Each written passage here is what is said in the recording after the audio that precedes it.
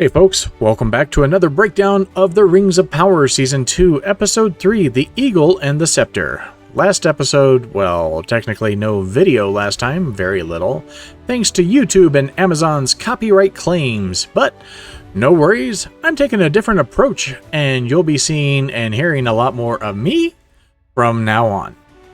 If that's not your thing, sorry, not sorry. Alright, let's get into it.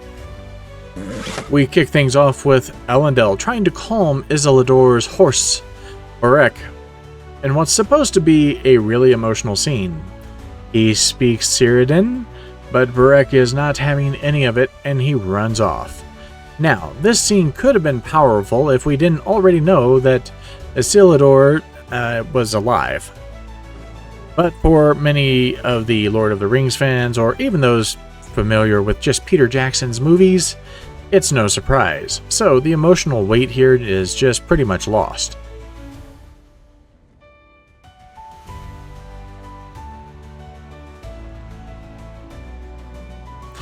But here's the kicker.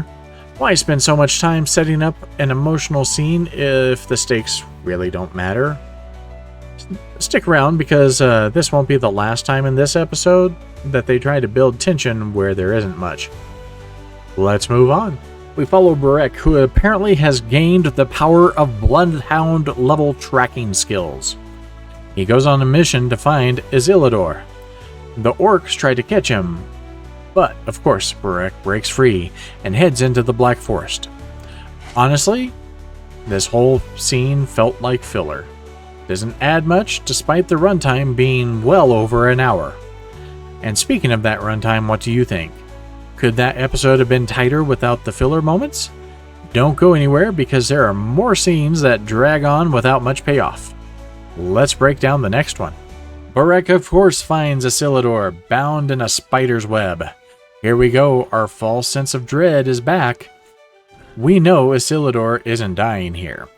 He even gets sort of a Samwise moment holding on to Shlob's pincers. The show claims to be Tolkien, but they're borrowing a lot from Peter Jackson's Lord of the Rings movies. Come on, originality, where are you? But this is interesting. This scene raises a big question. Is the show more intended in fan service or staying true to Tolkien's word?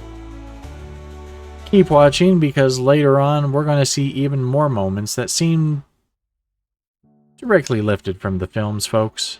Meanwhile, time apparently is irrelevant to this show because Elendil and his daughter are already at the funeral in Númenor, mourning the king's passing. Aryan blames Miriel for Isildur's presumed death, and the stage is set for Pharazôn's rise to power. We're about to see a shift in Númenor's leadership, and honestly, it's not looking good. Númenor politics are heating up and Pharazôn's rise is just getting started. Will his rule lead to more conflict and chaos? Stay tuned because we're going to dive deeper into this power struggle in later episodes, I have a feeling. Next off, as if we don't have enough going on, we switch back to the orcs. They're questioning why they have to fight again. Didn't Adar just tell them that Sauron was unalived? Also, fun fact, apparently orcs have families now. Including wives, kids, they've got the whole thing. A little world building here, but doesn't do much for the plot, really. Orcs with families. This is a new one. But why introduce this element now? Is just this more of a throwaway detail, or is this setting up something a little bigger? We turn now to Prince Durin, Princess Disa, and Celebrimbor. Orc. Sorry. Pronunciations. Discussing the Rings of Power. We can wrap this one up. They said the name of the show. One for each dwarf lord in exchange for Mithril. Disa's all in, ready to restore the mountain, but Durin's a little bit more cautious, especially with how Sauron was saying that Elrond was complimenting him. That's just not in Elrond's character. Jumping back to Isildur, he's trekking through the ashes of Mordor.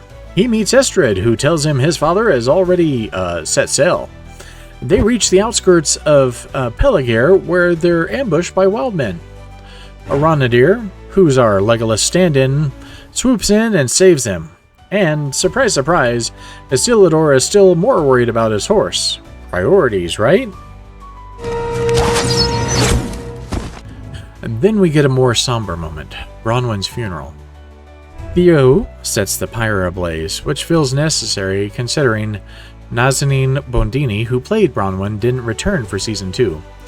A bit of closure here, but the scene is more about moving pieces rather than emotional depth. Bronwyn's absence definitely changes things for Season 2. How do you think the show will handle the loss of such a key character?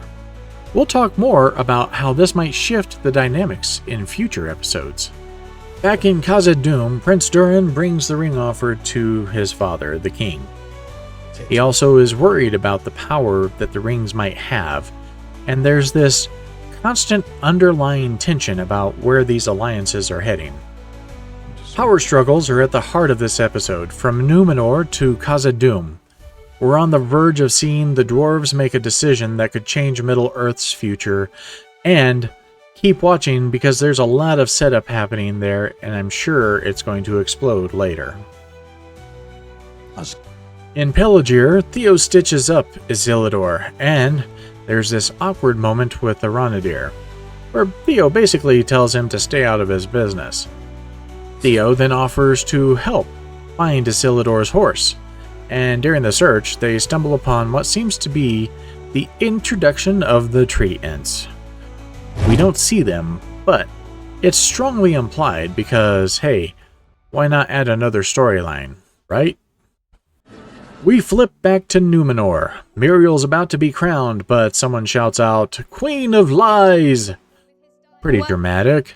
Then Arion steps out with the Palantir in hand and shows that Muriel is unfit to rule. This paves the way for Pharazôn to take control of Numenor.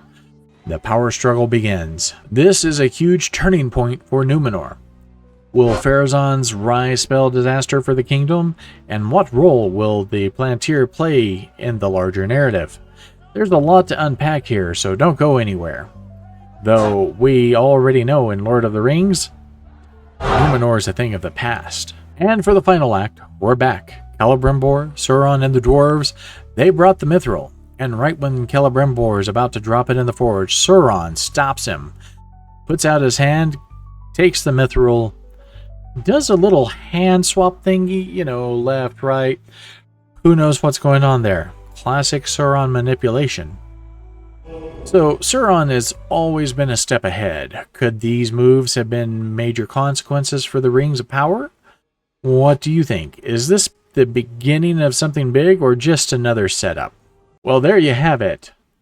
Episode 3, Rings of Power Season 2. The show is clearly leaning heavy on Peter Jackson's films for inspiration. Some of the action is cool, but the hour-plus runtime could be easily trimmed by 15 minutes.